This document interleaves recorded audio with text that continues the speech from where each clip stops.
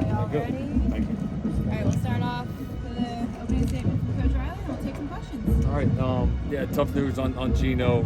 Lower leg injury. Will miss the rest of the season. Hate it for him. He's really done an outstanding job, become a part of our rotation, valuable member, and he's in good spirits. He's gonna fight back. We'll get him fixed up, and look forward to having him back. He's going to be a big part of the future of the offensive line and the teams here, but unfortunately just won't be on the field here the rest of the season. So need some other guys to step up, and we'll look forward to those guys doing so. And with that, we'll go questions.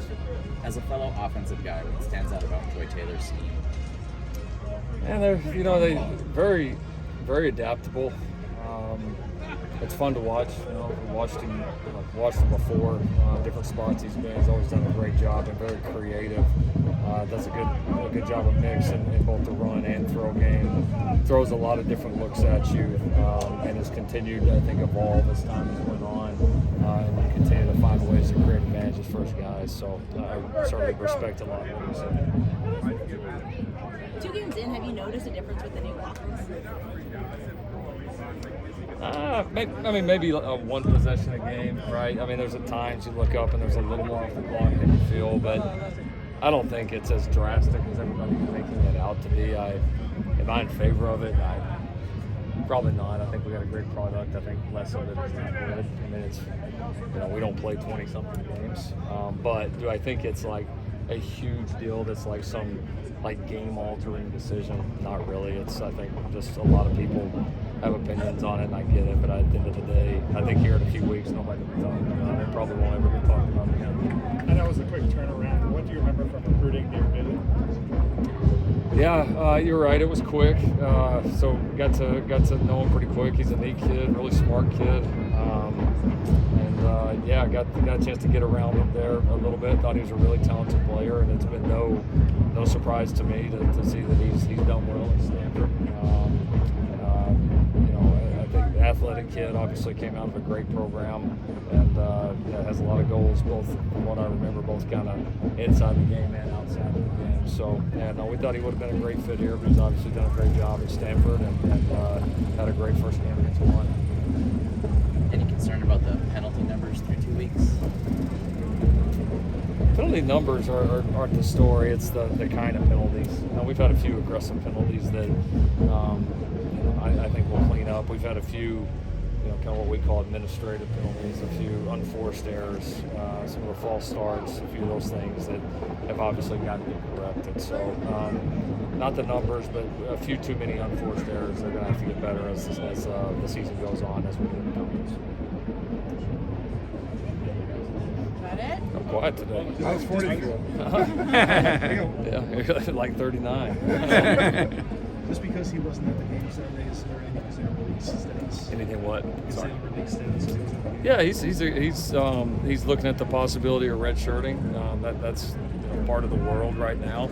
We'll see what happens. I could still certainly foresee him being a big part of the team this year. You never know week to week, and you never know as the years go on and different opportunities present themselves. So he's going to continue to work. We're going to continue to develop him like crazy. I still believe he's got an outstanding skill set that fits us in a lot of ways. And it's like, I compare it to just, you see guys make kind of big changes, and the transition for him was and is a big change, and it's not always perfect in the beginning, and I think a chance to continue to improve and work on those skills and get better as a player is, he's got to make the most of this time, and then when the opportunity presents itself, whether it's this year or next year, be as ready as he possibly can be.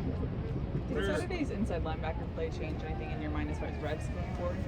Well, it's a competition, and those guys played well, and both, really Shane and Rajon ended up with the majority of snaps and played well, and certainly made their case for why they should continue to be, continue to play.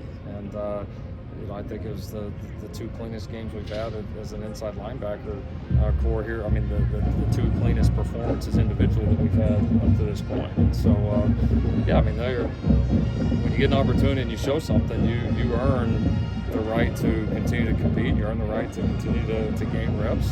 And I like it because I think we got a handful of guys in the room that can play, and I think they all know it, and they're going to have to compete hard against one another to be one of the two guys that's out there for us. For just a couple weeks, how would you assess the play at the 2-minute drill at the end of the first half for both games?